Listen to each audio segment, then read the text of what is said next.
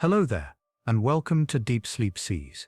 I'm so glad you found your way here tonight. Maybe the day has been long, stretching out with endless demands and noise. Maybe the world has felt a little too loud, a little too bright, a little too much. Or maybe you're simply someone who finds comfort in the quiet mysteries of the ocean, someone who has always felt drawn to the rhythm of waves and the ancient stories held in salt water. Whatever brought you here, whatever weight you're carrying, whatever thoughts are circling in your mind, you've arrived at the right place. Tonight you have nothing to do but rest. Let your shoulders drop away from your ears. Let your breathing deepen and slow. Let your mind begin to wander into calmer waters, where the current is gentle and the pressure releases. Because tonight we're diving beneath the surface to meet some of the ocean's most misunderstood residents. Sharks. Not the monsters of Hollywood films or sensational headlines. Not the simplified villains of summer blockbusters or fearful myths passed down through generations. Tonight you'll meet the real sharks, the gentle ones who feed on plankton smaller than grains of sand, the ancient ones who have lived for centuries, swimming through the same waters long before your great-great-grandparents were born. The surprisingly social ones who form friendships and return to the same companions year after year, swimming thousands of miles to reunite. These are creatures that have been gliding through Earth's oceans for over 400 million years. To put that in perspective, sharks existed long before dinosaurs walked the land, long before the first forests grew tall, long before birds learned to fly, long before mammals evolved or flowers bloomed. They witnessed the rise and fall of entire continents. They survived 5 mass extinctions, events that wiped out most life on Earth. They are older than mountains, older than the rings of Saturn became visible from Earth, older than nearly everything we can see or touch or imagine.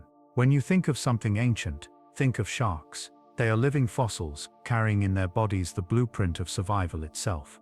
And yet, despite all that time, despite all those eons spent perfecting their place in the sea, despite millions of years of evolution that have made them exquisitely adapted to every ocean habitat imaginable, sharks remain largely misunderstood. Most people hear the word shark and immediately think of teeth and danger, of attacks and fear, of things that lurk in the deep waiting to strike.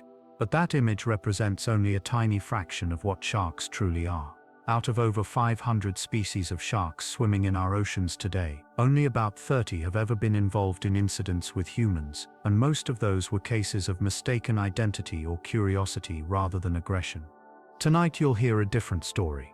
A story of creatures that sleep with their eyes open, drifting in caves or facing into gentle currents, their bodies at rest even as the ocean moves around them. A story of sharks that make friends and keep those friendships for years, preferring certain individuals and seeking them out, swimming in coordinated groups not for hunting advantage, but simply because they enjoy each other's company.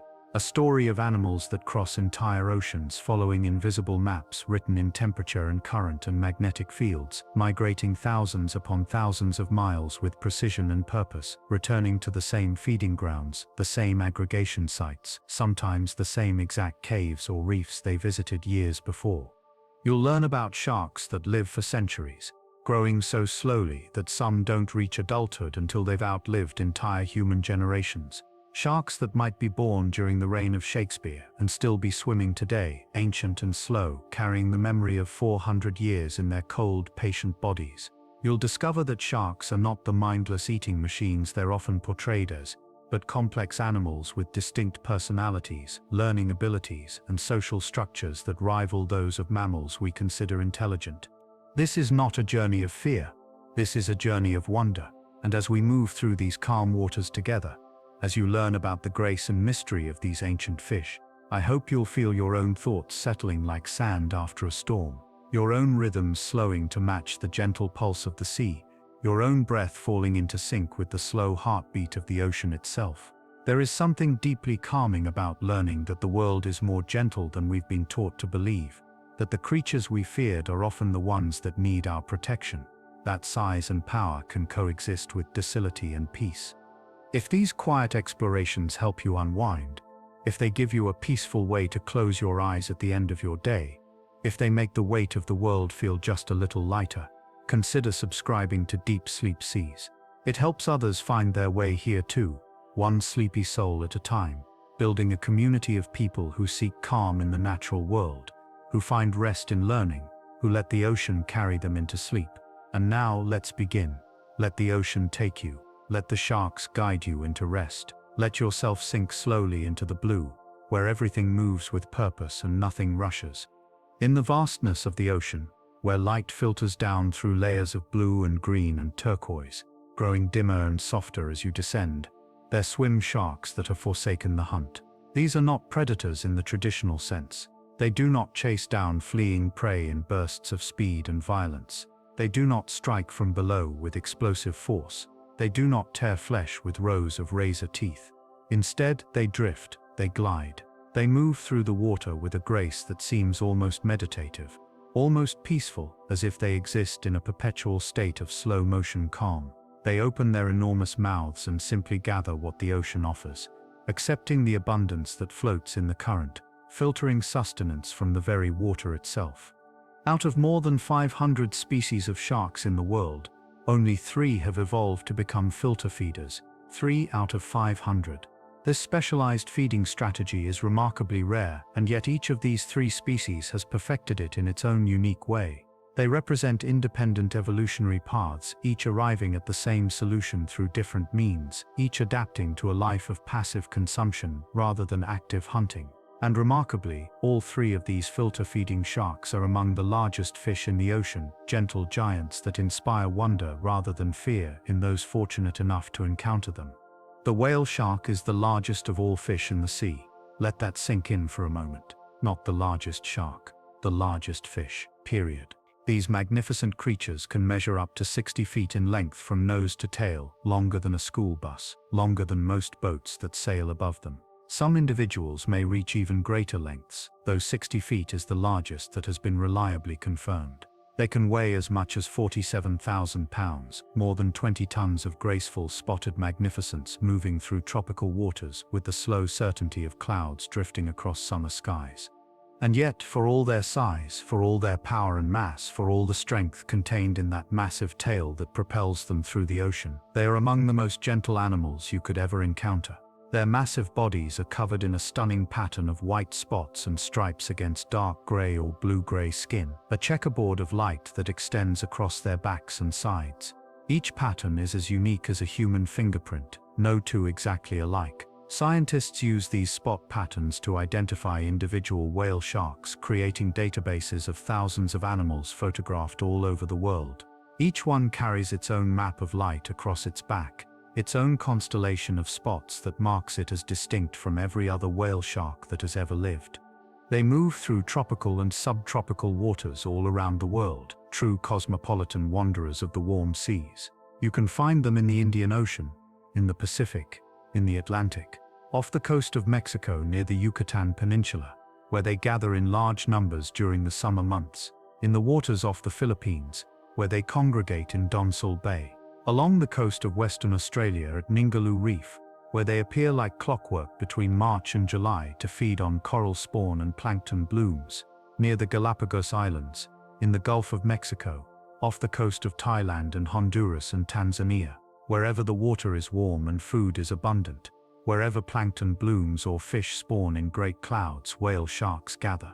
And what do these giants eat? What sustains a creature longer than a bus and heavier than an elephant? The answer is almost comically small. Plankton, tiny drifting organisms so small they're nearly invisible to the human eye. Microscopic animals that drift in the currents by the billions. Krill, small crustaceans no bigger than your finger. Fish eggs released during spawning events. Small schooling fish like sardines and anchovies, though these are more incidental catches than targeted prey. Occasionally they've even been observed eating small squid, all things you could hold in your palm, or things too small to hold at all. A creature of immense size sustained by the nearly invisible, a testament to the fact that abundance in the ocean comes not from the large, but from the small, not from the fierce, but from the floating. To feed, whale sharks use a method quite unlike any other filter feeder in the sea. While basking sharks swim slowly with their mouths open, passively letting water flow through like a steady stream through a net, whale sharks are active feeders. They are like living vacuum cleaners, using suction to dramatically increase the volume of water they can process. They position themselves vertically in the water, nose pointing up toward the surface, tail hanging below, and they gulp, with powerful suction created by rapidly opening their jaws and expanding their throats. They draw in enormous volumes of water along with everything floating in it. The water rushes past their wide, flat heads and into their cavernous mouths, which can be nearly 5 feet wide in a large individual. The water passes through filter pads at the back of their throats, specialized structures that look like pink-brown spongy tissue arranged in flattened horizontal plates. These filter pads contain thousands upon thousands of tiny pores, each one acting as a microscopic sieve. Food particles larger than about 2 millimeters get trapped while the water flows through and exits out through their 5 large gill slits on either side of their heads. If larger pieces of debris or bigger fish accidentally get stuck in their gills, researchers believe whale sharks can cough to clear their filters, a peculiar image when you imagine it, this enormous fish giving a little cough in the deep blue sea. A single whale shark can filter 600,000 liters of water every hour. Imagine that. Every single hour, more than 500,000 liters of seawater passing through their system, being processed, filtered, sustaining these gentle giants as they drift through the blue. In a day of feeding, they can process millions upon millions of liters, extracting the nutrients they need from water that to our eyes would look empty, clear, barren. But the ocean is never empty. It teems with life too small to see, and whale sharks have evolved to harvest that invisible abundance. They can dive to astonishing depths with tracking technology, recording individuals descending to 1,900 meters below the surface, deeper than where sunlight can penetrate, deeper than most submarines can safely go. Though they often feed near the surface where sunlight creates plankton blooms, their ability to dive deep suggests they may be following deep scattering layers or seeking out patches of food in the lightless zones of the ocean. Some researchers speculate they may dive deep to rest or to regulate their body temperature, though much about their deep diving behavior remains mysterious. Tracking technology has revealed that whale sharks travel vast distances across ocean basins, truly epic journeys that rival the migrations of whales. Some individuals have been recorded traveling thousands of miles, crossing from one continent to another, appearing and disappearing in patterns scientists are still working to understand. They seem to follow seasonal food sources, appearing at coral reefs during spawning events, showing up at certain islands when conditions are just right, then vanishing into the open ocean for months at a time. Where they go during these absences, what they're doing in the deep blue desert far from coasts, remains one of the great mysteries of shark biology. Some are believed to live between 80 and 130 years, based on growth studies and analysis of their vertebrae. But much about their reproduction and life cycle remains beautifully, frustratingly mysterious. Mating has never been observed. Birth sites remain unknown. Scientists have only examined one pregnant female caught by fishermen in Taiwan, and she was carrying 304 pups at various stages of development. 304, the largest litter size of any shark species ever recorded. Genetic analysis suggested all the pups were fathered by the same male, and that the female may have the ability to store sperm and fertilize eggs over time, essentially creating a conveyor belt of developing young at different stages. But this knowledge comes from a single individual. Everything else about whale shark reproduction remains hidden in the vastness of the sea. Despite their enormous size, whale sharks pose absolutely no danger to humans, not a threat, not aggressive, not interested in us as food. In fact, they're known for being remarkably curious and docile around people. Divers and snorkelers who encounter them report that the sharks often swim slowly alongside people, seemingly unbothered by the presence of humans in the water. Younger whale sharks especially seem almost playful, approaching boats and swimmers with apparent interest and gentleness, sometimes allowing people to swim right beside them for extended periods. Their skin, covered in those distinctive spots, is incredibly thick, up to 6 inches in some places, and rough to the touch, but their demeanor is nothing but gentle. There are places in the world where you can swim with whale sharks, where tourism operations carefully manage encounters between these massive creatures and awestruck humans. Ningaloo Reef in Australia, the waters off Isla Mujeres in Mexico, Donsol in the Philippines, Mafia Island in Tanzania. These experiences have transformed people's understanding of sharks, showing them that not everything large in the ocean is dangerous, that wonder and gentleness can come in massive packages. The sharks allow humans into their presence with remarkable tolerance, sometimes seemingly curious about these strange two-legged creatures that chase them around making bubbles and pointing cameras. They are proof that size does not equal danger, that power can exist alongside peace, that something weighing 20 tons can be as harmless as a cloud, as gentle as a summer breeze, as unthreatening as a shadow. In a world where we're taught to fear the large, the powerful, the toothy, whale sharks offer a different lesson. They remind us that our assumptions are often wrong, that nature is far more nuanced than we imagine, that the ocean holds gentleness in unexpected places. The basking shark is the second largest fish in the world, reaching lengths of up to 40 feet and weighing more than 5 tons. Some historical accounts claim even larger individuals, with reports of sharks reaching up to 45 feet, though these haven't been scientifically verified. Still, even at the confirmed maximum of 40 feet, they are truly enormous creatures, second only to whale sharks in size among all fish species. They earned their peculiar name from the way they appear at the surface of the water, seeming to bask in the sunlight with their enormous mouths hanging wide open, their dorsal fins cutting through the calm sea like black sails, giving the impression of lazy creatures simply floating and soaking up the sun's warmth. But they're not sunbathing, they're not being lazy. They're working, they're feeding. That wide open mouth is not a yawn or a stretch. For several hours each day, sometimes 8 or more, basking sharks patrol the surface waters with their mouths agape to an astonishing width of about 3 feet in a large individual, filtering plankton from the sea in one of nature's most patient and methodical feeding strategies. They are the picture of slow, steady persistence, embodying a kind of meditative focus as they swim their predictable paths through plankton-rich waters. Unlike whale sharks who actively gulp and suction feed, basking sharks are passive feeders, what scientists call ram feeders. They swim at a steady, unhurried pace of about 2 to 2.5 miles per hour, a pace you could easily keep up with if you were swimming alongside them. As they move forward, water naturally flows into their mouths and across their gill rakers. These gill rakers are specialized comb-like structures made of keratin, the same substance that forms your fingernails and hair, arranged in hundreds of bristles along each gill arch. The gill rakers trap food particles while allowing water to pass through and exit out through 5 enormous gill slits that extend from near the top of their heads almost all the way around to their throats. A large basking shark can filter up to 2,000 tons of water in a single hour. 2,000 tons. The number is almost incomprehensible. To visualize it, imagine an Olympic-sized swimming pool being processed every few minutes, all day long. And they do this continuously when feeding, swimming through plankton-rich waters, eating around the clock when food is abundant enough to make the effort worthwhile. A juvenile basking shark is estimated to eat around 21 kilograms of plankton per day, and larger adults likely consume much more, though exact measurements are difficult to obtain from animals this size living in the wild.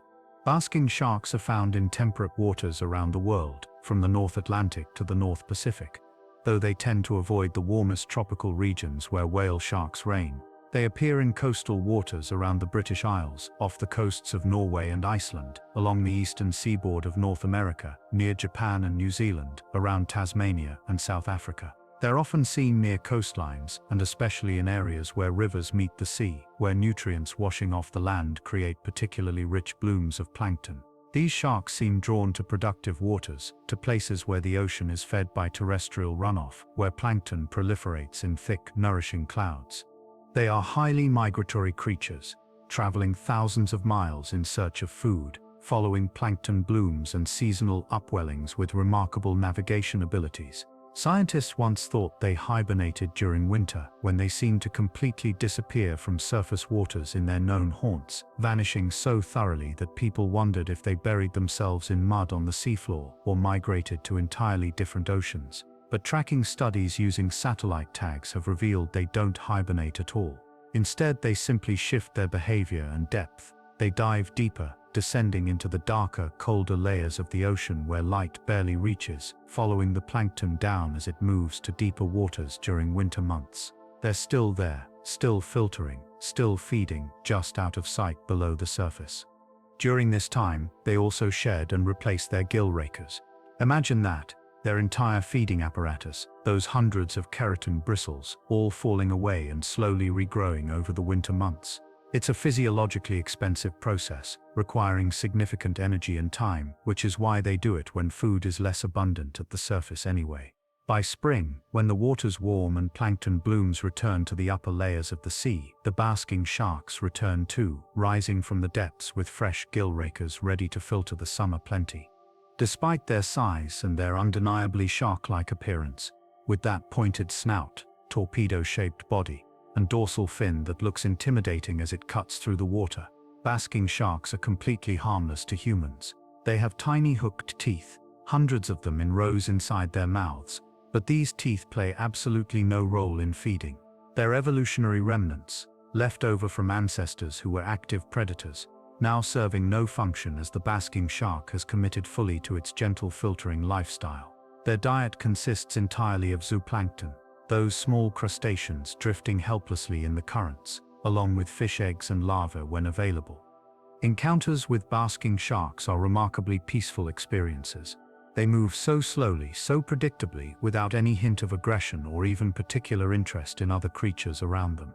They're focused on feeding, swimming their straight or slightly curving paths, mouths agape, utterly unthreatening. Divers who have swum beside them describe an almost surreal experience, being dwarfed by this massive animal moving past with complete indifference, the sense of gentle enormity, of peaceful coexistence with something so much larger than yourself. Their presence at the surface, that wide mouth opening and closing rhythmically as they feed, water flowing in and out with metronome regularity, has a hypnotic quality, a rhythm that mirrors the slow breathing of sleep itself. Sadly, basking sharks are now listed as endangered. Only about 10,000 are believed to remain in all the world's oceans, their populations severely depleted by historical hunting for their enormous livers, which were rich in oil used for lamps and industry before petroleum became available. They're also threatened by boat collisions since they spend so much time near the surface in shipping lanes, entanglement in fishing nets and other gear, and habitat degradation. Their slow reproduction rate makes them particularly vulnerable to population declines, like the Greenland sharks we'll visit later. Like most large shark species, basking sharks take many years to reach maturity, grow slowly, and produce relatively few offspring per year. Once depleted, their populations recover incredibly slowly, if at all. Conservation efforts, protective legislation, and increased public awareness are critical for their survival. And then there is the megamouth shark, the rarest and most mysterious of the three filter-feeding sharks, an animal so elusive that the first specimen wasn't even discovered until 1976. That's right, until less than 50 years ago, science didn't know this species existed. Imagine that, a shark growing up to 18 feet long, weighing over a ton, somehow remaining completely unknown to humans until the late 20th century. It was accidentally caught by a US Navy ship near Hawaii when it became entangled in a sea anchor, and when researchers examined the strange shark, they realized it was something entirely new, something never before described, a species that had been swimming in the oceans all along, unseen and unsuspected. Since that first discovery, only about 100 more sightings or specimens have been documented worldwide, 100 in nearly 50 years. That's an average of only 2 per year across all the oceans of the world. Most of these have been accidental captures by fisheries or strandings of dead animals on beaches. Only a handful of live sightings have occurred, and those brief encounters have given scientists tantalizing glimpses of an animal whose life cycle, behavior, and ecology remain almost entirely mysterious. Megamouth sharks are smaller than their filter-feeding cousins, with females typically reaching about 16 feet in length and males around 13 feet.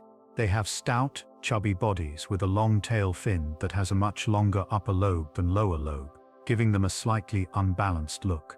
Their color is dark brown or dark gray on top with a white belly, countershading that helps camouflage them in the water column. But the most remarkable feature is their mouth, which is truly mega in proportion to their body. In a 16-foot shark, the mouth can be over 4 feet wide, accounting for roughly 28% of its total body length. By comparison, a basking shark's mouth is only about 17% of its body length. The megamouth's gape is truly extraordinary, suggesting a feeding strategy even more specialized than its better-known relatives. The mouth itself is surrounded by bioluminescent organs called photophores that can produce light. The shark has a ring of living lanterns around its mouth, glowing softly in the darkness. This extraordinary adaptation has led scientists to theorize about how megamouths might feed. Unlike basking sharks that ram feed at the surface and whale sharks that suction feed, megamouths are believed to use their bioluminescence to attract prey in deep water. They swim slowly, moving around a mile per hour, with their mouths slightly open, and the glowing photophores may attract plankton, krill, and small fish like moths to a flame. Prey drawn toward the light swim directly into the shark's mouth, where they're trapped by the gill rakers inside. This theory is supported by observations that megamouths follow vertical migrations in the water column, rising toward the surface at night when plankton and krill move upward, then descending during the day to depths of over 500 feet or more.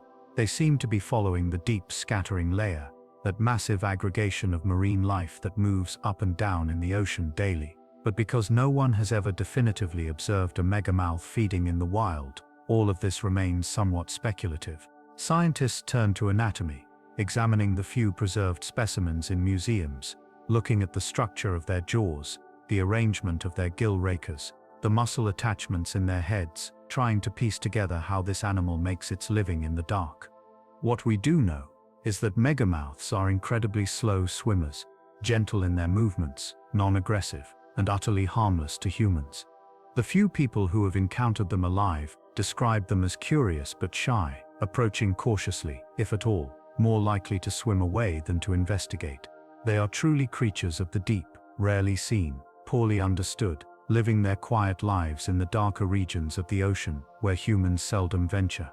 All three of these filter-feeding giants, whale sharks, basking sharks, and megamouths, share something profound. They have independently evolved to give up predation in favor of a gentler way of life. Three separate lineages of sharks, unrelated branches of the family tree, all arrived at the same conclusion over millions of years of evolution. The ocean provides enough abundance in its smallest creatures that massive size can be sustained through patience and filtering alone. No need for speed, for teeth that tear, for the violent ambush or explosive chase. Just swim, mouth open, and let the current deliver sustenance. It's a lesson in efficiency, in gentleness, in finding abundance where others see scarcity. And it's deeply profoundly calming to contemplate these giants moving slowly through blue water, taking only what the sea freely offers, harming nothing, threatening no one, existing in peaceful coexistence with everything around them.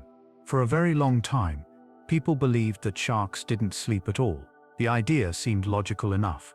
Many sharks need to keep swimming constantly to breathe, forcing water over their gills to extract oxygen. If they have to swim all the time, the thinking went, then they can never truly rest, never close their eyes, never drift into that unconscious state we call sleep. They were thought to be tireless swimming machines, eternally moving, eternally alert, roaming the oceans as sleepless wanderers driven endlessly forward by the simple need to breathe. But that image, like so many things we believed about sharks, has turned out to be incomplete. Sharks do sleep, or at least many of them do, though their sleep is different from the sleep of land animals, adapted to the unique challenges and physics of life in the sea. Understanding how sharks sleep requires rethinking what sleep even means, expanding our definition beyond the familiar image of closed eyes and motionless bodies. Sleep, at its most basic biological level, is a period of reduced activity and reduced responsiveness to external stimuli, accompanied by changes in metabolism and brain function. By this definition, many animals sleep in ways that look nothing like human sleep. Some animals sleep with their eyes open, some sleep while moving, some sleep with only half their brain at a time. And as it turns out, sharks have evolved several elegant solutions to the challenge of resting while living in an environment where stopping can mean suffocation. The breakthrough in understanding shark sleep came surprisingly recently. Until about 2022, scientists didn't have definitive proof that sharks experience true sleep, though they suspected it based on how common and important sleep is for virtually all other animals studied. But in March of that year, a team of researchers published the first physiological evidence of sleep in sharks, documenting not just behavioral signs of rest but actual changes in metabolism that accompany sleep in other animals. The researchers studied draughtsboard sharks, small nocturnal sharks native to New Zealand waters, tracking their behavior and oxygen consumption over complete 24-hour cycles.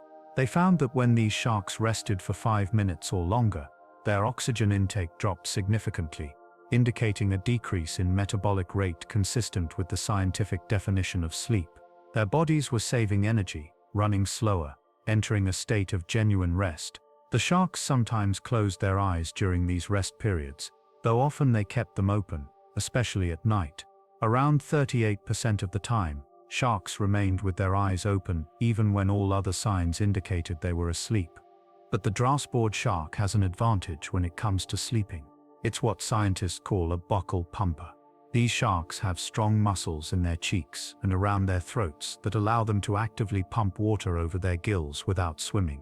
They can rest on the ocean floor, completely motionless, and still breathe simply by using these muscles to draw water in through their mouths and force it out through their gill slits. It's a bit like breathing with your cheeks instead of your diaphragm. For buccal-pumping sharks, sleeping is relatively straightforward. They can truly stop moving, find a quiet spot, settle down, and drift off just like any other animal. Many bottom-dwelling shark species are buccal pumpers. Nurse sharks, those gentle, sluggish sharks often found resting in caves and under ledges during the day, are perhaps the most famous example. They can remain completely still for hours, breathing easily with their cheek muscles, looking for all the world like they're taking a long, peaceful nap on the seafloor. They often pile together in groups, several nurse sharks resting in the same cave or crevice, their bodies pressed against each other in a way that suggests companionship or at least tolerance of proximity while vulnerable. Divers report that resting nurse sharks show dramatically reduced responsiveness to external stimuli, often not reacting even when approached closely, only stirring if touched directly or startled by a loud noise, all signs consistent with being in a true sleep state. Port Jackson sharks are similar, capable of pumping water over their gills while lying motionless on the bottom. They show clear circadian patterns, more active at certain times of day and more lethargic at others, seeking out sheltered spots to rest during their down periods. Horn sharks, swell sharks, small spotted cat sharks, Pacific angel sharks, Caribbean reef sharks, zebra sharks, and many others all share this ability. For them, sleep comes easily and regularly, a predictable part of their daily rhythm. White-tip reef sharks take this even further. Not only are they buccal pumpers, but they're remarkably social sleepers. Groups of white-tip reef sharks, sometimes dozens of individuals, will pile together in caves or beneath coral overhangs during the day, resting in a communal heap. They're nocturnal hunters, active at night when they emerge from their resting spots to prowl the reef in groups, but during daylight hours they pile together like puppies, often returning to the same caves day after day, year after year. Scientists believe this behavior offers protection during vulnerable periods, with many eyes and noses available to detect potential threats even while resting, and possibly also helps regulate body temperature or maintain social bonds. But what about the sharks that can't pump water with their cheeks? The ones that have to swim constantly, that rely entirely on forward motion to push water over their gills. These are called obligate ram ventilators, and they include some of the ocean's most famous sharks: great white sharks, mako sharks, blue sharks, hammerhead sharks. These species lack the musculature needed for buccal pumping. If they stop swimming, water stops flowing over their gills, and they suffocate. For years, this seemed to preclude any possibility of sleep. How do you rest when you literally cannot stop moving? But nature, as always, found a way, multiple ways, actually. Some ram-ventilating sharks have been observed engaging in what scientists call yo-yo diving or glide phases. During long-distance swimming, these sharks don't maintain a constant depth. Instead, they swim toward the surface, building up momentum, then stop actively swimming and simply glide downward, coasting through the water column without expending energy. During these gliding descents, they're still moving forward through the water, so their gills are still being ventilated. But their muscles are not actively working, their fins are relaxed, their tail is not beating, they're essentially drifting, resting while the momentum and gravity do the work. These gliding periods can last for significant stretches of time, and researchers speculate they may represent a form of rest or sleep, allowing the sharks to recover energy while still maintaining the motion necessary for breathing. Great white sharks have been tracked making these yo-yo dive patterns during their long migrations across the Pacific Ocean, descending and ascending repeatedly as they cross thousands of miles of open water. The pattern is so regular and predictable that it suggests a physiological function rather than just random swimming.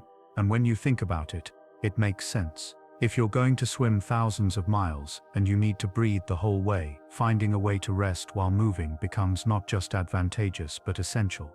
Another fascinating adaptation has been observed in great white sharks off Guadalupe Island near Mexico. Researchers using tracking technology noticed a few individuals would find small underwater gullies or currents, position themselves facing into the flow, and sit stationary for extended periods, sometimes for hours. The current flowing over their bodies and into their open mouths would provide all the ventilation they needed without any swimming effort required. It's the equivalent of standing in front of a fan instead of running to create a breeze. This behavior looks very much like resting or possibly true sleep, though scientists caution that more observation is needed to confirm whether the shark's brain activity and metabolism change during these stationary periods.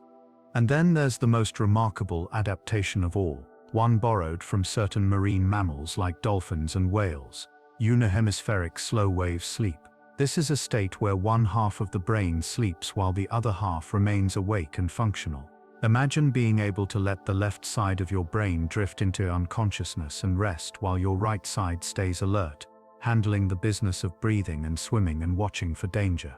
Then after a few hours you switch, letting the right side sleep while the left takes over.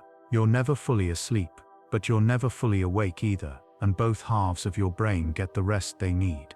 This strategy is well documented in dolphins, who are conscious breathers that must surface regularly to get air. They can't afford to fully fall asleep or they'd drown, so they sleep with half their brain at a time, alternating throughout the day, always keeping at least half their consciousness alert enough to breathe and swim.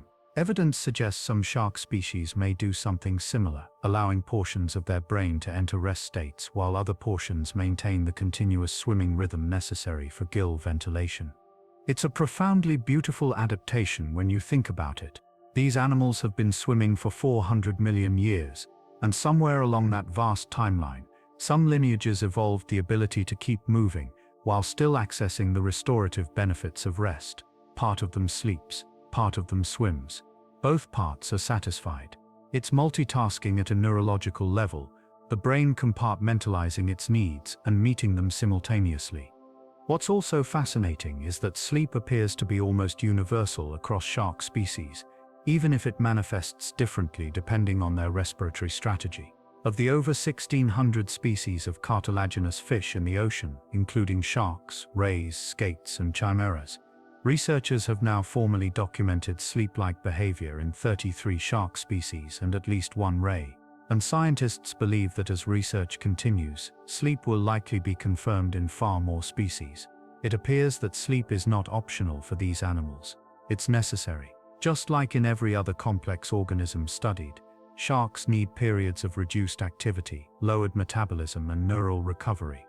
The timing of shark sleep varies by species and lifestyle. Nocturnal sharks, like many reef species, tend to sleep during the day, finding sheltered spots and settling down while the sun is high.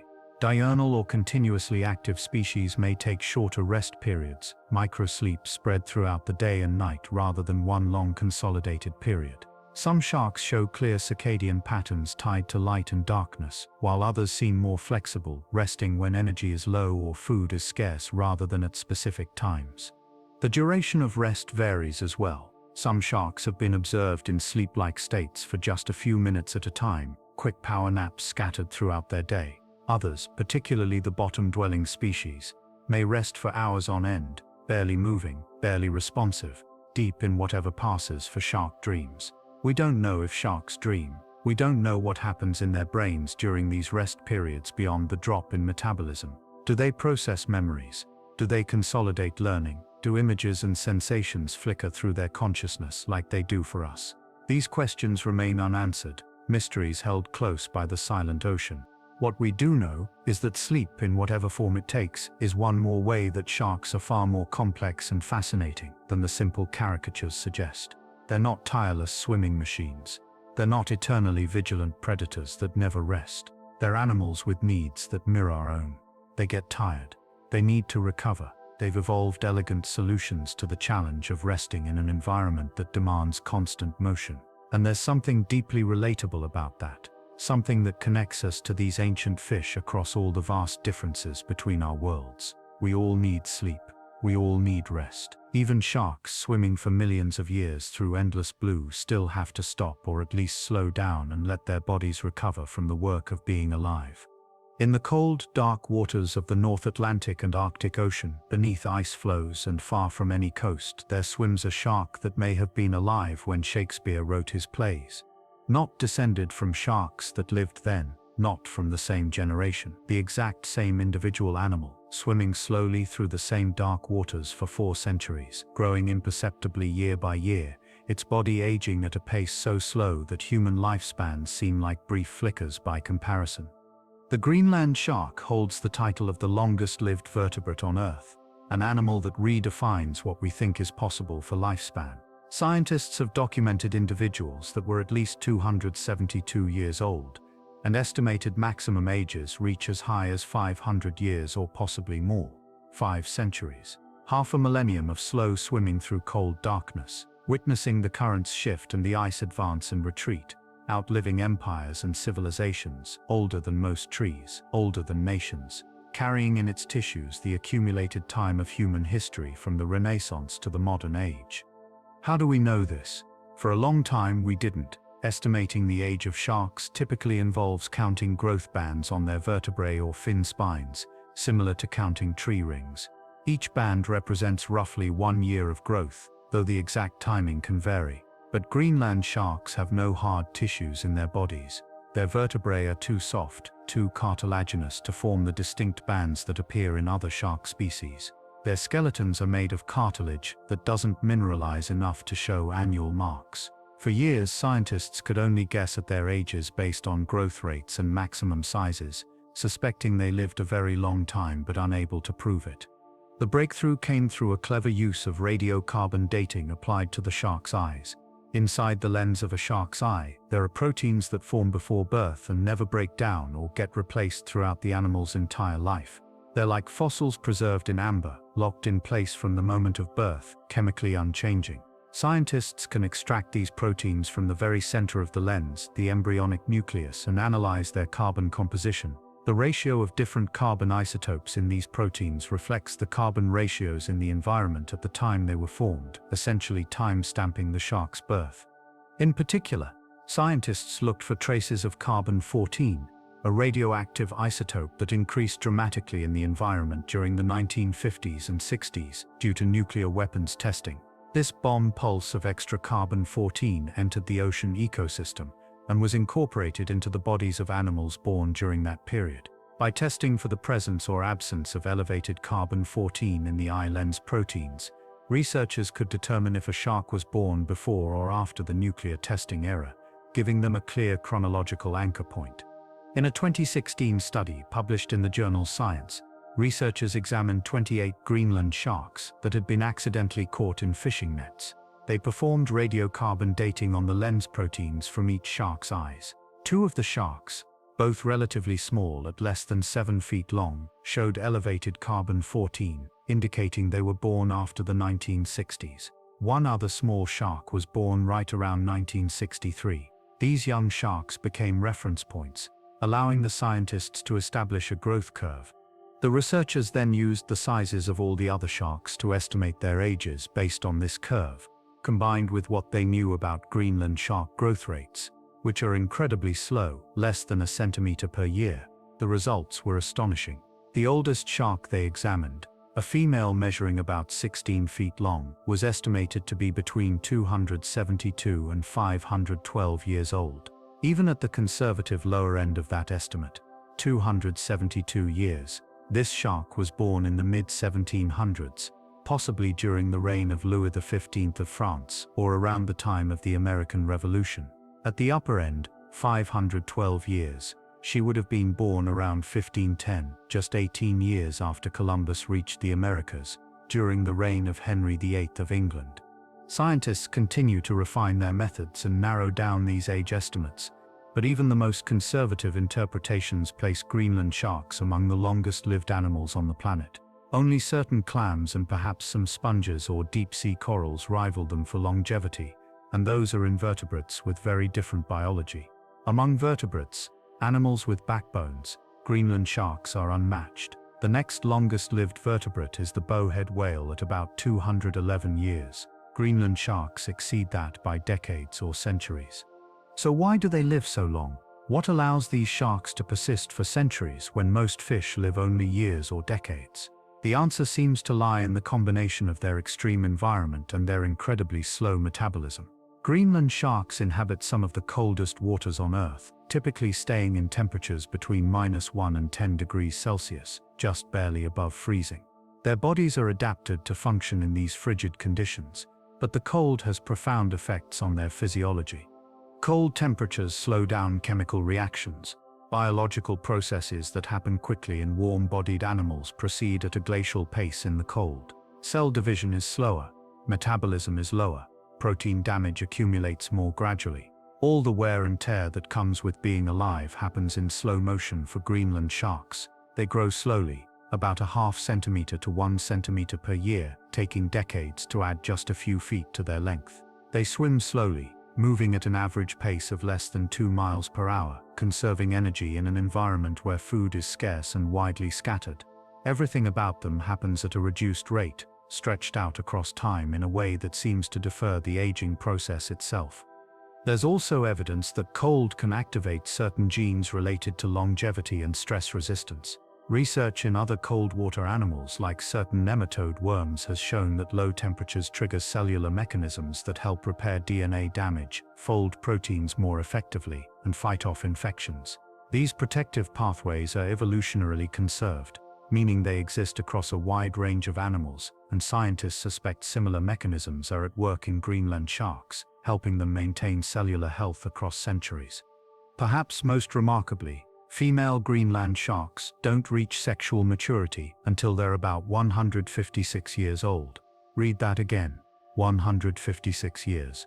They have to survive for more than a century and a half before they're even capable of reproducing. Males mature slightly earlier, but still not until they're around 100 years old. This means every Greenland shark alive today that's capable of breeding was born before the American Civil War at the very latest, and possibly much, much earlier. It means that when a female Greenland shark finally has her first pups, she's already older than any human who has ever lived.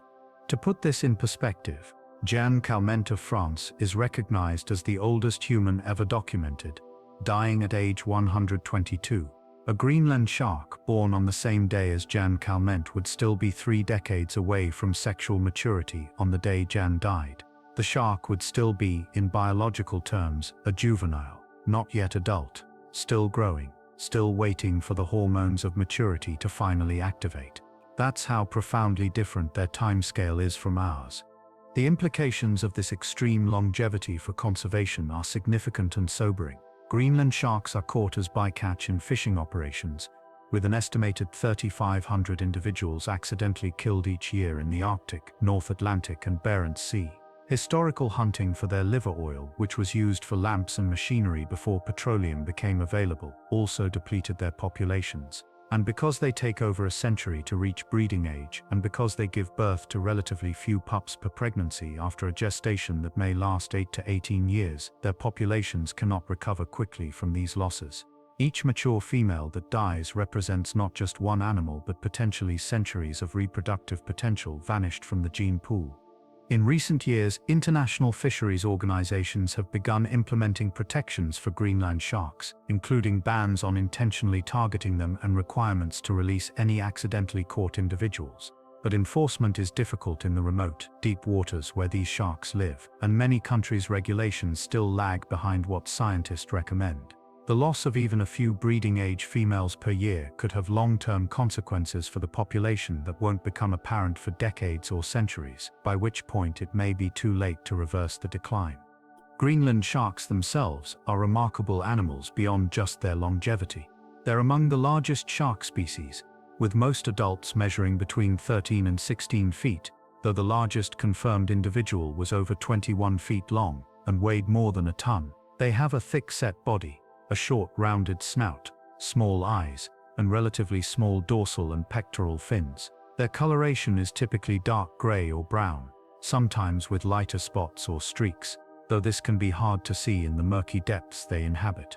They're generalist feeders, eating whatever they can find or scavenge in their cold, dark world. Their diet includes fish of various species, seals, carrion from dead whales or other marine mammals, squid, crabs, and occasionally surprising items like polar bears or reindeer that have drowned or died near the water. Footage of Greenland sharks has shown them swimming remarkably close to sleeping seals, moving so slowly and quietly that they can approach without waking their prey. Some researchers speculate they may be capable of short bursts of speed despite their usually sluggish pace, allowing them to ambush prey, though this has never been definitively observed. Interestingly, almost all adult Greenland sharks are blind or nearly blind, their eyes clouded by parasites. A small crustacean called a copod attaches itself to the shark's cornea and hangs there for life, dangling like a grotesque worm from the front of the eye.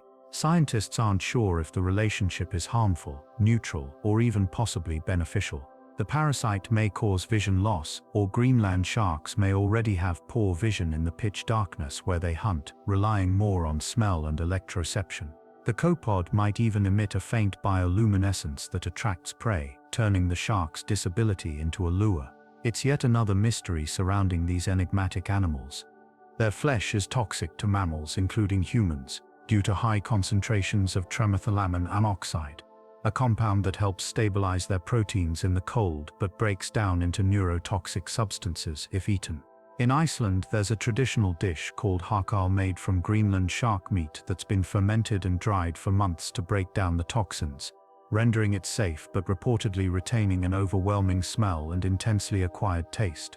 Most people who aren't raised eating it find it nearly intolerable, though it remains a cultural delicacy, a link to Iceland's past when food preservation was a matter of survival.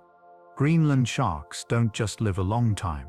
They do it slowly, patiently, in cold darkness far from human eyes. They move through a world that seems almost timeless, where change happens across centuries rather than seasons. There's something profoundly calming about their existence. In our fast-paced lives where everything seems to accelerate, where change is constant and time feels like it's slipping away faster each year, the Greenland shark offers a different model. Growth can be slow, maturity can wait, life can be long. There's no rush.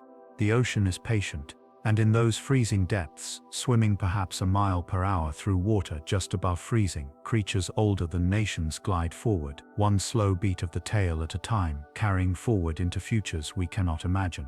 Other sharks also live far longer than most people realize, though none approach the extremes of the Greenland shark. Whale sharks are estimated to live between 70 and 100 years or possibly more, based on analysis of their growth patterns and the size of mature individuals. That means a whale shark born in the early 20th century could theoretically still be alive today, having swum through World War I, the Great Depression, World War II, the Cold War, the Digital Revolution, carrying in its spotted body the memory of an entire century of ocean changes. Great white sharks, once thought to live only about 25 to 30 years, are now known to reach ages of 70 years or more. The realization came from improved aging techniques and longer-term tagging studies that revealed the sharks weren't dying young, but rather maturing slowly and living much longer than previously suspected. This discovery has significant implications for their conservation, as it means their populations recover even more slowly from overfishing than scientists originally calculated. Spiny dogfish, small gray sharks found in cold temperate waters around the world, can live between 70 and 100 years, extraordinary for fish their size. Whale sharks, as mentioned, likely live for a century. Even relatively common species like lemon sharks, tiger sharks, and bull sharks can live 30 to 50 years, long enough to develop individual personalities, form social bonds, and learn their environments with remarkable depth. These long lifespans mean that sharks accumulate knowledge over decades. A 50-year-old shark has 50 years of experience navigating currents, finding food, avoiding danger, learning the rhythms of its habitat. It has seen seasonal patterns repeat scores of times. It has refined its hunting strategies through thousands of attempts. It has learned which paths are safe and which are risky. There is wisdom in age, even for sharks, a deep familiarity with the ocean that only time can teach. And the oldest individuals, the 100-year-olds, the 400-year-olds, they carry something we can barely comprehend. They are living archives, their bodies and behaviors shaped by centuries of accumulated experience, swimming libraries of ecological knowledge. When we protect sharks, especially the oldest ones, we're not just preserving animals, we're preserving time itself, preserving the living connection to the past, allowing creatures that have witnessed centuries to continue their slow journeys into futures they have more right to see than we do. There is something almost sacred about a Greenland shark swimming through Arctic waters, something that commands respect and gentle reverence. It has earned its place in the ocean, it has paid the price of centuries, and it deserves to swim on, unharmed, carrying forward the silent wisdom of deep time. For decades, sharks were portrayed as solitary hunters, lone predators that prowled the ocean alone, motivated only by hunger, driven by instinct without any social complexity or emotional bonds.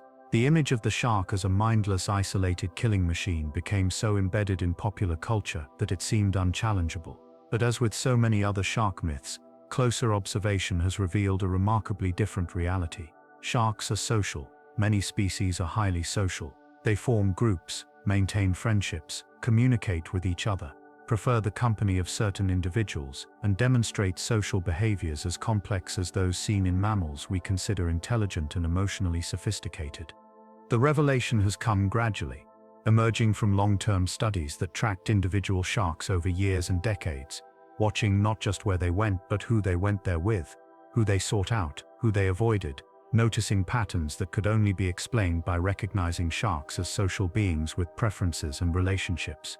These discoveries are rewriting our understanding of shark intelligence and emotional capacity, showing that beneath the supposedly cold alien exterior, there are animals who choose companions, who maintain bonds, who apparently derive some benefit or satisfaction from being with others of their kind. Lemon sharks are among the most studied social sharks, and research has revealed remarkably complex friendships among individuals. In 2009, after years of careful observation in the Bahamas, scientists discovered that lemon sharks actively choose to spend time with certain other sharks more than would be expected by chance. They make friends. The sharks typically pick friends that are similar in size, forming pairs or small groups that hunt and travel together. Scientists monitored these relationships over extended periods and found no survival advantage to the friendships. The sharks didn't catch more prey when together. This is profound. It suggests that shark sociality isn't purely functional, isn't just about increasing fitness or survival odds. There's an element of preference, of choice, perhaps even of something we might cautiously call affection or companionship. The sharks sought each other out. They preferred certain individuals. They formed bonds that persisted over time. It's behavior we associate with dolphins, with elephants, with primates, not with fish, and certainly not with sharks. But there it was, documented in scientific journals. Lemon sharks with friends. Sand tiger sharks take social behavior even further. Research published in 2016 revealed that sand tiger sharks, also called gray nurse sharks or ragged-tooth sharks depending on where they're found, are extremely social animals that form what can only be described as family units. Individual sand tiger sharks interact with several other sharks throughout their lifetimes, picking a group of companions of different ages and genders, and then maintain these associations for years. They spend time alternating between hanging out with their chosen family and going off to hunt alone, returning to the group afterward. Their social behavior has been compared to that of elephants, gorillas, and dolphins, three groups of mammals renowned for their complex social structures and long-term relationships. The sharks don't just gather because there's food in an area or because they're forced together by limited habitat. They actively seek out specific individuals. They show preferences. They maintain these relationships across time and distance, reuniting season after season. It suggests a level of individual recognition, of memory, of intentional social behavior that challenges everything we thought we knew about how fish interact with each other. Port Jackson sharks, common in the waters off Australia, were also studied in 2016, revealing yet another dimension of shark sociality. Researchers observed these sharks gathering in groups to feed, with individuals of different ages, genders and sizes hanging out together specifically to eat in company. The sharks would meet in particular locations, rather than just encountering each other randomly, suggesting they were actively choosing to dine together, seeking each other out at mealtimes. There's something almost endearing about this image. Sharks having dinner together, not competing, not fighting over scraps, just peacefully feeding side by side, apparently enjoying the social aspect of the meal as much as the nutrition. It's behavior we can relate to. Humans gather to eat together, not just for efficiency, but because there's social bonding that happens around shared meals, a sense of community and comfort in eating with others. And here were Port Jackson sharks, demonstrating the same preference, eating together because in some way we can't quite define, they like it. Spotted wobbegongs, those peculiarly flat ornate carpet sharks that rest on the bottom and ambush prey, form cliques. Research found that spotted wobbegongs hang together in specific groups and will even compete with other groups of wobbegongs for space or resources. Scientists tested various hypotheses to explain this behavior. Maybe the groups formed because hunting was more successful together. No, individual success rates were the same. Maybe they grouped for protection. No, they faced no significant predators that would be deterred by numbers. Maybe they were stuck in the same small territory and couldn't avoid each other. No, there was plenty of space and they actively chose to stay together. The conclusion was remarkable.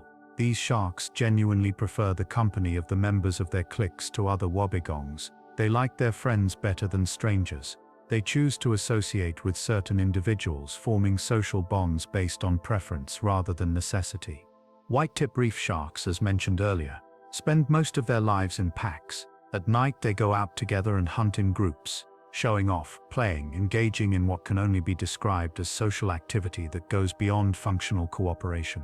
Then after a long night of activity, they return to either a communally shared reef or a cave, and rest together until they do it all again the next night. Day after day, year after year, the same groups return to the same resting spots, piling together in companionable heaps. It's a lifestyle that's remarkably social, built around group cohesion and shared routines. Hammerhead sharks school in massive aggregations, sometimes hundreds of individuals swimming together in coordinated formations. These schools show clear hierarchical structures, with some individuals holding positions of dominance based on size, sex, or other factors. The schools aren't random fishballs, but organized societies with structure and rules.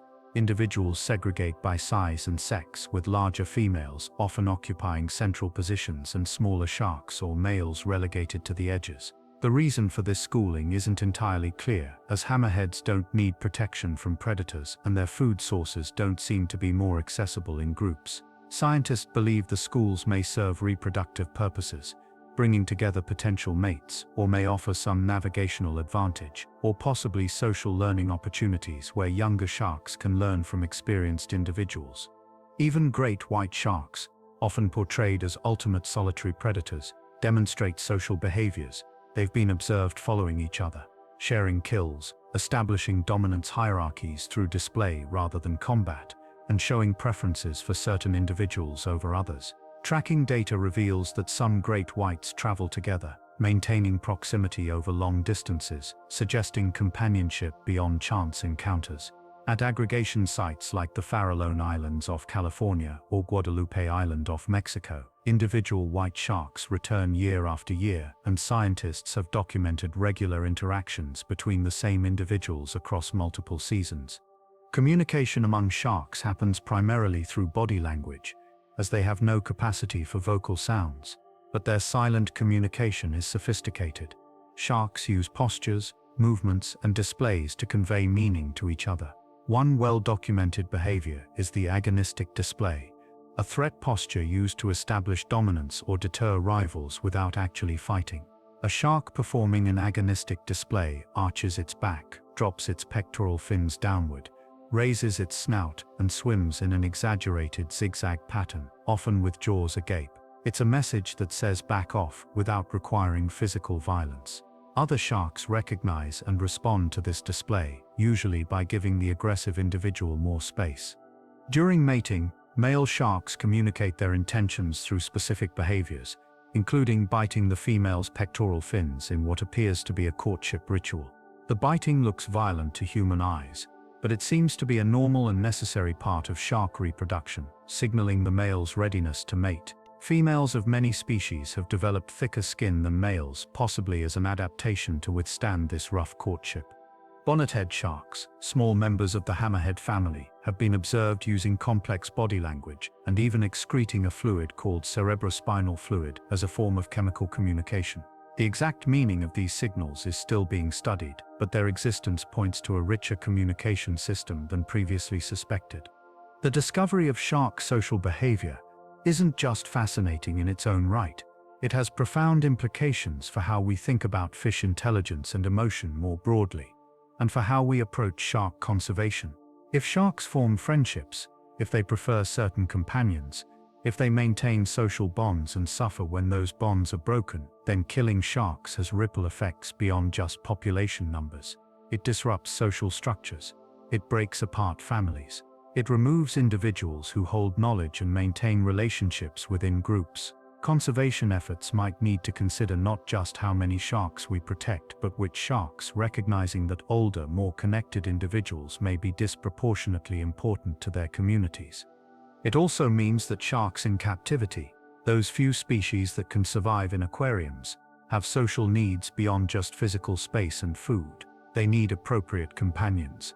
They need opportunities for social interaction. They need environments that allow for the formation and maintenance of social bonds. Isolation may be more harmful than we realized, not just physically but emotionally, psychologically, however we want to frame the internal experience of a shark that has been separated from its social context. And for us, these discoveries are an invitation to see sharks differently, not as alien, not as simple, not as other, but as fellow social beings navigating a world where relationships matter, where company is sought, where bonds form and friendships endure. The ocean is not a lonely place for sharks. It's a social landscape filled with known individuals, with preferred companions, with the complex dance of attraction and avoidance that characterizes social life everywhere. Sharks swim together not just because the ocean is vast, but because they choose to, because in some fundamental way they're less alone together. And that's a comforting thought as you drift towards sleep. The ocean teems with company. The sharks have friends. Even in the vastness, there is connection. Even in the depths, there is companionship. Nothing swims truly alone. If you were to attach a tracking device to a great white shark off the coast of South Africa and follow its movements for a year, you would witness one of the most extraordinary feats of endurance and navigation in the natural world. That shark might swim from South Africa to the coast of Western Australia and back, a round trip of over 12,000 miles, completed in just 9 months. 12,000 miles. Across the entire Indian Ocean and back. Imagine swimming the width of an ocean, crossing thousands of miles of open water, where there are no landmarks, no roads, no signs, just endless blue in every direction, and then returning home with pinpoint accuracy to the exact same coastline, possibly even the same section of beach where you started. Shark migrations are among the most impressive journeys undertaken by any animal, rivaling the famous migrations of whales and birds, yet they receive far less attention and are far less understood. Unlike birds that fly in clear skies following visible features, or whales that sing and socialize along their routes, sharks migrate mostly in silence, mostly alone or in small groups, through a three-dimensional environment that offers few obvious cues. How they navigate across oceans remains partially mysterious, though scientists are beginning to piece together the remarkable sensory toolkit that makes these journeys possible. Great white sharks are perhaps the most studied migratory sharks, thanks to decades of tagging programs and satellite tracking technology. Individual great whites have been documented traveling between California and Hawaii, covering over 2,500 miles of open ocean. They migrate between the coast of California, where they feed on seals and sea lions at islands like the Farallones and Año Nuevo, and a mysterious region in the middle of the Pacific that scientists have nicknamed the White Shark Cafe. This area, roughly the size of California, lies about halfway between California and Hawaii in what appears to be an oceanic desert, water relatively devoid of obvious food sources. Yet the sharks congregate there reliably, arriving in late winter and spring, staying for months before returning to coastal waters. Why do they go to the cafe? Scientists aren't entirely sure. One leading theory is that it's a mating area. a mid-ocean rendezvous point where great whites from different coastal populations meet to breed. Satellite tracking has revealed that females swim relatively straight paths through the cafe area, while males perform rapid up and down diving patterns, yo-yoing through the water column hundreds of times per day. This behavior pattern is consistent with males searching for females, diving deep and rising shallow repeatedly to maximize the volume of water they search. But no one has actually observed mating in the cafe, and the area's vastness and depth make direct observation nearly impossible. Another possibility is that there's more food at the cafe than appears on the surface. The region may harbor concentrations of squid, deep-sea fish, or other prey that rise toward the surface at night, providing the sharks with sustenance during their offshore sojourn. The yo-yo diving behavior could be hunting as easily as mate searching, or perhaps both are happening simultaneously. The sharks feeding opportunistically while also looking for mates in an area where deep ocean convergence creates reliable meeting points. The white shark migration between California and Hawaii represents only one of several major migration routes for the species. On the opposite side of the Pacific, great whites migrate between Australia and South Africa. That famous journey of over 12,000 miles round trip that represents one of the longest migrations documented for any shark. Scientists studying these migrations discovered that great whites demonstrate remarkable site fidelity, returning to the same locations year after year with astonishing precision. An individual shark might feed at the same island, even the same beach on that island, season after season. Tracking data from OceArch and other organizations has revealed that sharks remember productive feeding areas and navigate back to them across thousands of miles and many months of absence. This suggests sophisticated spatial memory and navigation abilities far beyond simple random wandering or following scent trails. They also likely use temperature cues, following isotherms and ocean currents that reliably lead in certain directions or to certain destinations. Ocean currents are like highways for migratory animals, providing both navigational cues and energy savings through assisted swimming. A shark riding a favorable current can travel much farther with less effort than one swimming against the flow, and experienced individuals likely learn which currents lead where over years of repeated migrations. Celestial cues may play a role as well, at least for sharks that spend time near the surface during migrations. Though sharks are mostly underwater, they can likely detect light patterns from the sun and possibly stars when surfacing, giving them directional information similar to that used by migratory birds. Even polarized light patterns, which are invisible to humans but detectable by many animals, could provide orientation cues to sharks traveling through clear waters. But beyond these physical mechanisms, there seems to be something more, something we might call experience or even wisdom. The migrations are too precise, too consistent, to be explained entirely by instinct or simple environmental following. Sharks are learning their routes, they're remembering. Older, more experienced individuals show more direct, efficient travel paths than younger sharks, suggesting they've learned the best routes over time. They avoid obstacles, take shortcuts, adjust their paths based on conditions in ways that speak to active decision-making rather than passive following of environmental cues. The energy requirements of these migrations are staggering. Swimming thousands of miles requires enormous amounts of fuel, and in the open ocean far from productive coastal waters, food is scarce. How do sharks survive these journeys without starving? Research has revealed an elegant solution. Great white sharks store massive amounts of fat in their livers before beginning long migrations. The liver of a great white can account for up to a quarter of its total body weight, and when fully stocked with energy reserves, up to 90% of the liver is made up of lipids, essentially fat. This stored fat serves as fuel during the migration. As the shark burns through its reserves, swimming mile after mile through blue emptiness, its liver gradually shrinks. Scientists studying drift diving behavior, those gliding descents where sharks relax and sink, discovered that sharks gradually sink faster as their migrations progress. Early in the journey, when their livers are full of buoyant fat, they sink slowly during glides. Later, after burning through their reserves, they sink more quickly. The rate of descent acts like a fuel gauge, tracking the shark's energy stores as it crosses the ocean. This strategy, storing massive amounts of energy before a journey and then living off those reserves during travel, is similar to what some migratory whales do, though the sharks have refined it to work with their unique physiology. It allows them to survive months in areas where food is sparse or absent, arriving at their destination having lost considerable weight but still functional and ready to resume feeding once productive waters are reached. Other shark species also undertake impressive migrations, each with its own patterns and mysteries.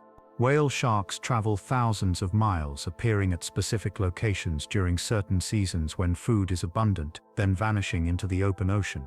Tracking studies have followed whale sharks from Mexico to the Galapagos, from Australia to Indonesia, from the Red Sea across the Indian Ocean, revealing a species that roams the tropical world on long, curved paths that are still being mapped and understood. Basking sharks migrate extensively as well, following plankton blooms from cold temperate waters into even colder regions during summer, then retreating to warmer areas or descending to depth during winter when surface food declines. Some populations are believed to cross the Atlantic, though their winter whereabouts remained mysterious until recently when tracking technology revealed their deep-diving behavior. Black-tip sharks migrate along the eastern coast of the United States in predictable patterns, moving north as far as Long Island during summer, then returning south to Florida during fall and winter. They travel in massive aggregations, sometimes tens of thousands of sharks swimming together in shallow coastal waters, their fins breaking the surface as they move, creating impressive spectacles visible from beaches and aircraft. These migrations are timed so precisely to water temperature that warming oceans are already affecting their patterns, with sharks reaching farther north and staying there longer as temperature zones shift poleward. Hammerhead sharks are also highly migratory, with great hammerheads in particular traveling thousands of miles between coastal areas and open ocean. Between Caribbean waters and northern Atlantic shores, they show strong seasonal patterns, arriving at specific locations during certain months with remarkable consistency. At Bimini Island in the Bahamas, great hammerheads arrive every October and stay until April, then vanish, migrating north toward Virginia waters and beyond. Individual sharks fitted with satellite tags have been recorded, making round trips of over 3,000 miles, returning to Bimini season after season. Bull sharks undertake a different kind of migration, one that's unusual among sharks. Rather than just moving along coasts or across open ocean, bull sharks migrate between saltwater and freshwater, traveling up rivers and into lakes where most sharks cannot survive. They've been documented hundreds of miles up the Mississippi River, in the Ohio River, in the Amazon over 1,000 miles from the ocean, even in golf course ponds and lakes in Australia and India. Juveniles especially seem drawn to brackish estuaries and freshwater systems where they spend their first years before migrating to saltwater as they mature. This flexibility to tolerate a wide range of salinities gives bull sharks access to habitats and food sources unavailable to other sharks. Lemon sharks, tiger sharks, blue sharks, mako sharks. Nearly every studied species shows some form of migration, whether seasonal movements between feeding areas, migrations associated with reproduction, or exploratory wandering by juveniles, dispersing from nursery areas. The ocean is always in motion, and so are the sharks, their movements weaving together into patterns that span basins and cross boundaries, connecting ecosystems that seem separate on maps but are linked through the travels of animals that know no borders. There's something deeply peaceful about the image of a shark on migration, not frantic, not rushed, but steady, moving with purpose but without haste, covering tremendous distances not through explosive speed but through patient persistence, swimming day after day, week after week, through a world that changes gradually around them. The water grows warmer or cooler, the color shifts from coastal green to deep blue, the seabed drops away into abyssal darkness or rises toward islands, but the shark continues, following internal compasses and accumulated knowledge, trusting in patterns carved into both genes and experience. And when the migration is complete, when the shark arrives at its destination thousands of miles from where it began, it has not just traveled through space, it has traveled through time, through seasons, carrying with it the memory of distant waters, bringing news of far-off temperatures and currents to places that couldn't know such things without the sharks as messengers. The ocean is vast, but it is connected, and sharks are among the threads that bind it together, swimming proof that everything flows, everything moves, and everything eventually comes back around. Not all sharks are perpetual swimmers, endlessly cutting through water in search of prey. Some have embraced a different lifestyle entirely, one built around patience, camouflage, and a remarkable ability to simply be still. These are the benthic sharks, the bottom dwellers, creatures that spend much of their time resting on sand or tucked into crevices, waiting for food to come to them rather than chasing it down. They are the meditators of the shark world, embodying a kind of calm stillness that seems almost meditative, almost zen. Nurse sharks are perhaps the most famous of these peaceful bottom dwellers, found in warm, shallow waters throughout the Atlantic and Eastern Pacific, from Brazil to North Carolina, from Mexico to Peru. These sharks spend their days resting in caves, under ledges, beneath overhanging corals, often piled together with other nurse sharks in companionable heaps. They can lie completely motionless for hours, their thick, brownish bodies barely distinguishable from the rocks and sand around them, eyes half-lidded, looking for all the world like they're taking a long, satisfying nap. Nurse sharks have small mouths relative to their body size, which can reach up to 10 feet in length, and they lack the large, sharp teeth of predatory species. Instead, they have dense rows of small, flat, crushing plates ideal for grinding up the hard shells of their preferred prey, crustaceans, mollusks, and small fish hiding in crevices. They feed mostly at night, emerging from their daytime resting spots to prowl the sandy bottom and reef crevices, using their barbels' sensory whiskers near their mouths to probe into holes and feel for hidden prey. They're not fast, they're not aggressive. They hunt through persistence and thorough searching, vacuuming up prey with their powerful suction feeding. During the day, they return to the same resting spots, often the same exact cave or ledge, day after day for months or years. Divers know where to find the local nurse sharks because they're reliably in the same places, like cats that always sleep in the same sunny spot on the couch. And when approached, resting nurse sharks show little concern. They might open an eye, might shift slightly, but typically they remain calm, allowing divers to pass within inches without reacting. Only if grabbed or harassed will they defend themselves, and even then their defense is to bite and hold rather than tear, clamping down with those crushing teeth until the threat releases them.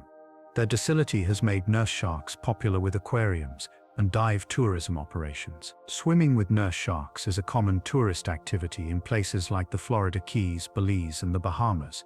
The sharks tolerate close human presence with remarkable patience, sometimes allowing gentle touches, occasionally investigating divers with curious nose bumps, but never showing aggression unless provoked.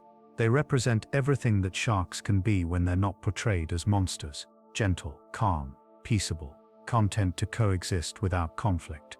Wobbegong sharks, found primarily in the waters around Australia and Indonesia, take the art of stillness to an extraordinary level.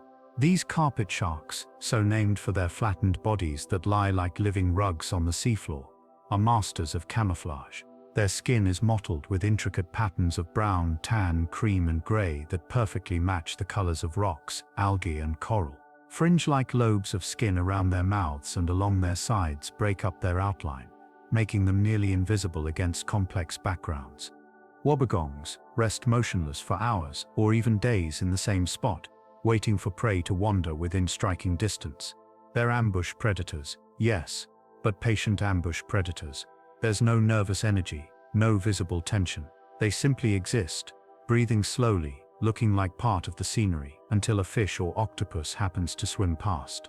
Then, with startling speed, the wobbegong's mouth opens wide and creates powerful suction, inhaling the prey whole. The strike is over in a fraction of a second, and the shark returns to stillness, digesting slowly, waiting for the next opportunity that might come in minutes or might come in hours. There are several species of wobbegong, from the relatively small spotted wobbegong at around 5 feet to the tasseled wobbegong reaching over 10 feet. All share that fundamental philosophy of life: be still, blend in, wait. It's a strategy that has served them well for millions of years, allowing them to thrive in environments where more active sharks might struggle. And for us watching them, there's something almost hypnotic about their stillness, the way they embody patience as a fundamental virtue, the way they prove that you don't have to be constantly moving to be successful. Angel sharks take a similar approach, but add the element of burial. These flattened sharks, which look almost more like rays than sharks with their wing-like pectoral fins and dorso-ventrally compressed bodies, bury themselves in sand until only their eyes and the top of their heads are visible. They prefer sandy bottoms near reefs or rocky areas, places where fish regularly swim past. Once a suitable spot is found, The angel shark uses its pectoral fins to shovel sand over its body, wiggling and undulating until it's covered except for its face. There it waits, sometimes for entire days, camouflaged and motionless. When prey approaches, usually fish or squid swimming close to the bottom, the angel shark explodes upward from the sand with that same rapid strike, jaws extending forward to capture the prey before it has time to react. Like the wobbegong, the entire attack happens in milliseconds. Then the shark settles back down, possibly reburies itself, and returns to waiting. No pursuit, no sustained effort, just brief, precise actions separated by long periods of complete rest. Angel sharks are found in temperate and tropical waters worldwide, from the Mediterranean to the Pacific coasts of North and South America, from Japan to Australia. Most species are now critically endangered, victims of bottom trawling fisheries that swept them up as bycatch and of general habitat degradation. Their reliance on specific sandy habitats and their inability to quickly move to new areas when disturbed has made them particularly vulnerable. Conservation efforts are ongoing, but many angel shark populations have declined dramatically, a sobering reminder that even the most peaceful sedentary creatures can be pushed to extinction when their environments are disrupted. Horn sharks, small sharks reaching only about 3 feet, rest during the day in rocky crevices along the Pacific coast of North America, wedging themselves into tight spaces where they're protected from currents and larger predators. They're sluggish during daylight hours, barely responsive to divers, but emerge at night to feed on sea urchins, crustaceans, and mollusks. They have distinctive ridges above their eyes that give them their name, and they're capable of living in the same small home range for years, returning to the same crevices night after night. Port Jackson sharks similarly wedge themselves into rocky crevices during the day, often in groups, and are so docile that divers can handle them without provoking any defensive response. They rest with such commitment that they've been known to remain in the same crevice even as the tide goes out, occasionally ending up temporarily stranded in shallow tide pools, waiting patiently for the water to return rather than moving to deeper areas. All of these bottom-dwelling species share certain characteristics that make them emblematic of the calmer side of shark life. They're not hyperactive, they don't patrol endlessly, they don't need to project aggression or dominance. They've found niches where stillness is a strength, where patience is rewarded, where simply being, simply existing in a spot without movement or noise, is a perfectly valid way to live. And there's a lesson there for us, especially as we're drifting towards sleep. Sometimes the right thing to do is to be still, to stop moving, to stop efforting, to simply rest in place and trust that things will come when they're ready. The ocean is not all speed and chase and predation. Much of it is slow, much of it is still, and the sharks that rest on the bottom, that bury themselves in sand, that pile together in caves, they remind us that even in the world of predators, even among fish that have terrified humans for generations, there is gentleness, there is calm, there is the peaceful choice to simply rest and wait and trust the rhythm of the tides. And so we come to the end of our journey, though of course there is no real end to the ocean or to the stories it holds. We've drifted together through the lives of sharks, meeting the gentle filter feeders who swim with mouths agape, harvesting invisible plankton from water that seems empty but teems with abundance. We've discovered how sharks sleep, some resting motionless on the bottom, others gliding through the water with half their brains at rest, all of them finding ways to balance the need for vigilance with the need for recovery. We've met the ancient ones, the Greenland sharks swimming slowly through centuries, living longer than empires last, growing older than the oldest trees, carrying within their cold bodies the accumulated weight of time itself. We've learned that sharks are social, that they form friendships and maintain them, that they choose companions and return to them, that the ocean is not a lonely place but a social landscape where bonds matter and company is sought. We've followed them on their epic migrations across ocean basins, swimming thousands of miles between feeding grounds, navigating by magnetic fields and temperature and accumulated experience, connecting distant parts of the ocean through the simple act of traveling, being proof that everything is connected when you're willing to swim far enough. And we've rested with the peaceful bottom dwellers, the nurse sharks and wobbegongs and angel sharks who have chosen stillness over speed, patience over aggression, camouflage over confrontation, showing us that there are many ways to live in the ocean, many strategies for success, and that sometimes the most effective approach is to simply be quiet and wait. All of these sharks, from the largest whale shark to the smallest dwarf lantern shark, from the most ancient Greenland to the most social lemon shark, they share something fundamental. They have survived. They have endured.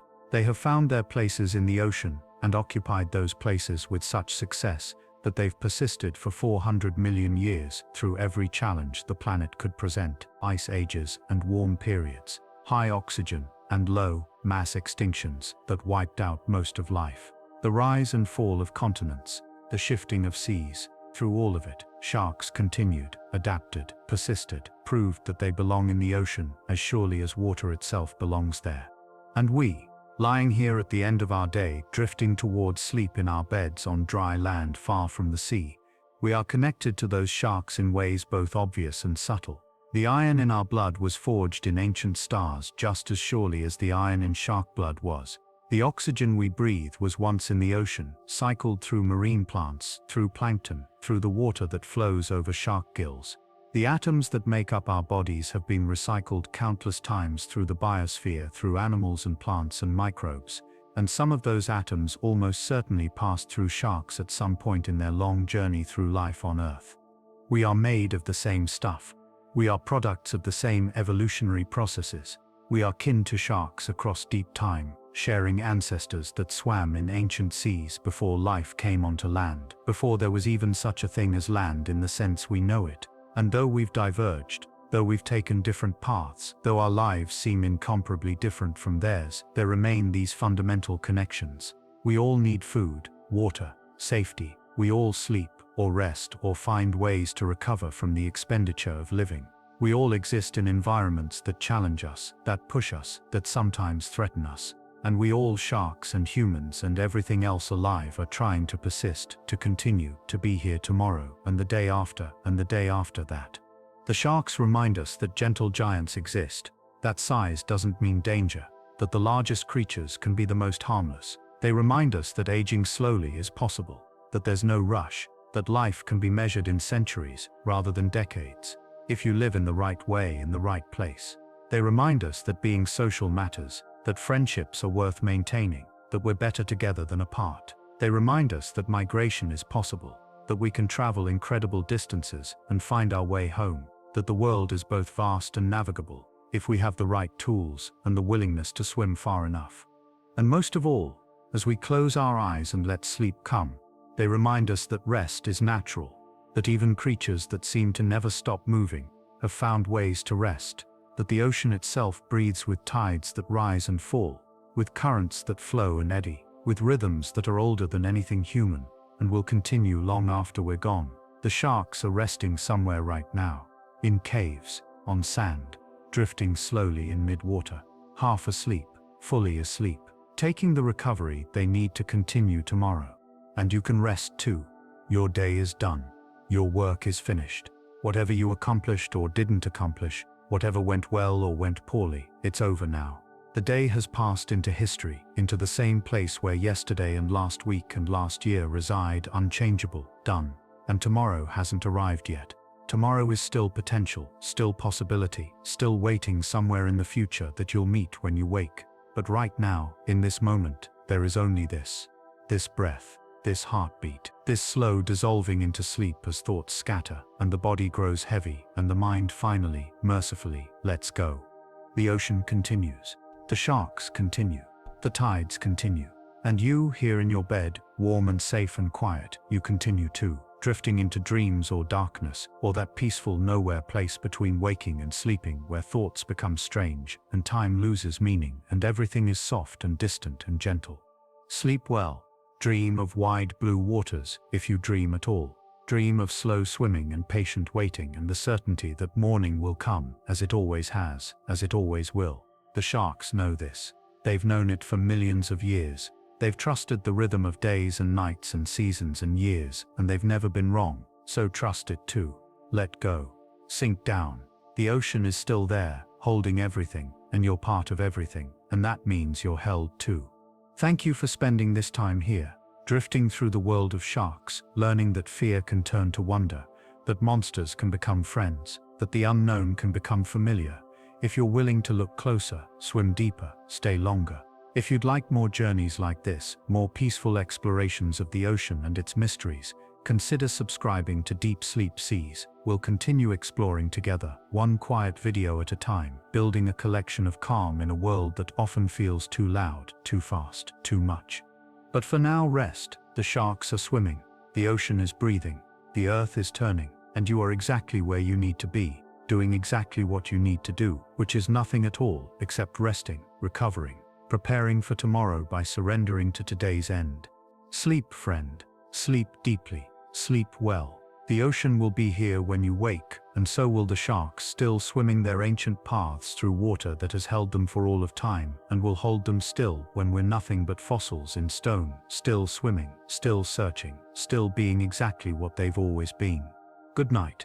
Safe dreams. Let the ocean carry you now.